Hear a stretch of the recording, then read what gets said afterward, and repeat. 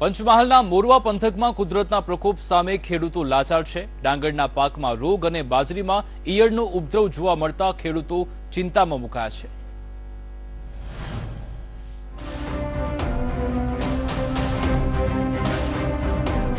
પંચમહાલના શહેરા તાલુકાના ગ્રામ્ય વિસ્તારના લોકો પશુપાલન અને ખેતીના વ્યવસાય સાથે સંકળાયેલા છે। આ વિસ્તારમાં બાજરી, ડાંગર, તલ સહિતનો પાક તૈયાર થવાને આરે છે। ત્યારે જ બાજરીના પાકમાં મોટા પ્રમાણમાં ઈયળો અને ડાંગરના પાકમાં પણ રોગ આવી જતા પાકને નુકસાન પહોંચ્યું છે। ખેડૂતોએ મોંઘા ભાવની દવા લાવીને છંટકાવ કરવા છતાં કોઈ ફરક ન પડતા ખેડૂતો કુદરતના પ્રકોપ સામે લાચાર બન્યા છે અને ખેડૂતોને ગત વર્ષ કરતા આ વર્ષે ખેતીમાં 40 થી 50% જેટલું નુકસાન વેઠવાનો વારો આવ્યો છે। ત્યારે હાલની કપરી પરિસ્થિતિ વચ્ચે ખેડૂતો સરકાર પાસે આર્થિક મદદની આશા રાખી રહ્યા છે।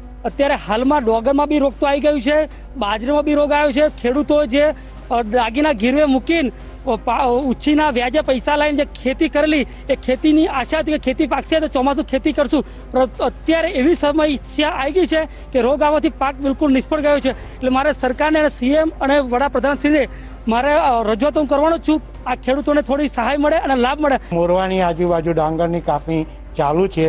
ડાંગરમાં સુકારાનો રોગ આવવાથી ગત વર્ષ કરતાં આ વર્ષે 50% ઉત્પાદન ઓછું થવાની શક્યતા છે તથા બાજરીમાં ઈયળો પડી જવાથી એમાં 40 થી 50% ગત વર્ષ કરતાં નુકસાન થયેલ છે।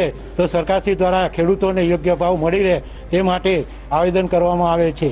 જે નફો મળવાની અનેક આશા અપેક્ષા ઠગારી નીવડી છે ને ખેડૂતોને નુકસાન વેઠવાનો આવે છે।